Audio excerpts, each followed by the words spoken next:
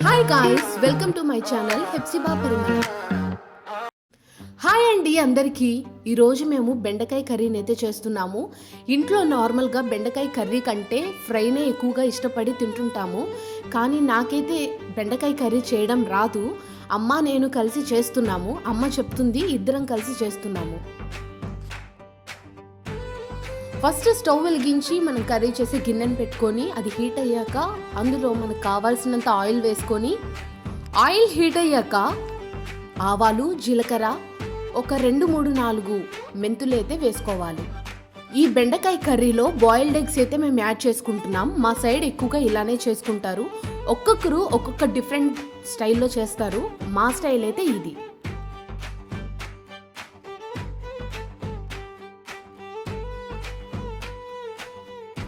చూసారు కదా, ఆయిల్ అయితే హీట్ అయిపోయింది. ఇక్కడ నేను ఆవాలు, జీలకర్ర, ఒక 4 మెంతులు యాడ్ చేస్తున్నాను.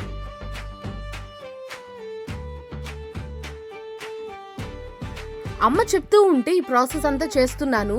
అమ్మ కూడా నాతో పాటు కలిసి చేస్తుంది.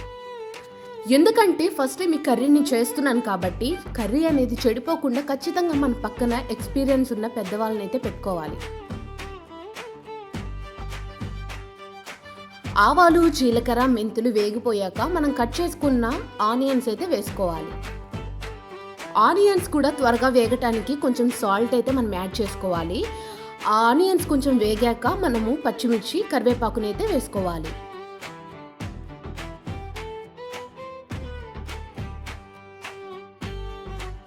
ఆనియన్స్ వేగటానికి మధ్య మధ్యలో అయితే అలా కలుపుతూ ఉండాలి.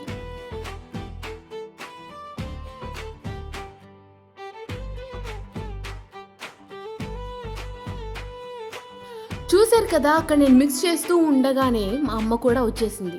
ఎందుకంటే ఇద్దరం కలిసి కర్రీని చేస్తున్నాం కాబట్టి.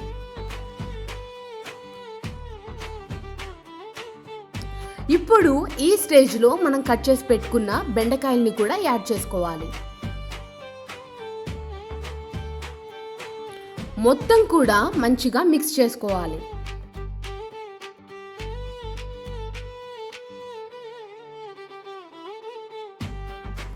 అప్పుడే మూత అనేది పెట్టకుండా కొంచెం మీడియం ఫ్లేమ్లోనే అలాగే బెండకాయల్ని వదిలేయాలి. అప్పుడే అవి జిగురు అనేది లేకుండా కొంచెం మంచిగా ఉడుకుతాయి. లేకపోతే ఒకదానికొకటి జిగురుగా గమ్మిగా అంటేసుకుంటాయి అన్నమాట. అందుకనే ఇలా లో ఫ్లేమ్లో పెట్టి వదిలేయాలి కొంచెం సేపు. అడుగు అనేది మాత్రం అంటకుండా మధ్య మధ్యలో అయితే ఇలా కలపడం మాత్రం మర్చిపోవద్దు. మీలో కొంతమంది ఇలాంటి ఈజీ కర్రీస్ను కూడా చూపించాలా అని అనుకోవచ్చు. కాకపోతే ఇది నా ఫస్ట్ టైం బెండకాయ కర్రీ కాబట్టి చూపించడంలో తప్పులేదని నా ఉద్దేశం. అంతేకాదు నాలా ఫస్ట్ టైం ట్రై చేసే వాళ్ళకు కూడా ఈ వీడియో యూజ్ అవుతుందేమో చెప్పలేం కదా. ఓకే, మనమైతే కర్రీ ప్రాసెస్లోకి వెళ్ళిపోదాం. ఇప్పుడైతే మనం టొమాటోస్ని యాడ్ చేసుకోవాలి.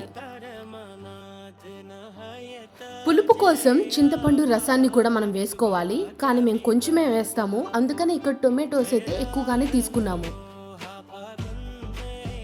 ఇప్పుడు ఆ టొమాటోస్ ముక్కల మీద మనం సాల్ట్, కొంచెం పసుపునైతే వేసుకోవాలి. అలా వేసుకున్నాక మొత్తం అప్పుడే కలిపేయకుండా మూత పెట్టి కొంతసేపు ఉడకనిద్దాం. ఆ టొమాటోస్ అన్నీ కూడా మంచిగా మగ్గి మెత్తపడాలి.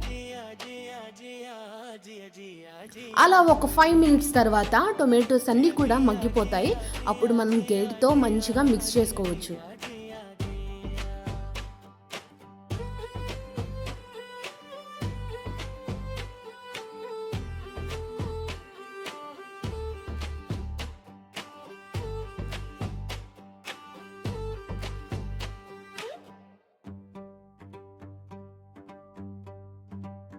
ఇప్పుడైతే మన స్పైసీనెస్కి తగ్గట్టు కారం అనేది యాడ్ చేసుకోవాలి. మేమైతే 2 teaspoons కారం యాడ్ చేసాము. కొంచెం ధనియా పౌడర్ కూడా యాడ్ చేసుకోవాలి.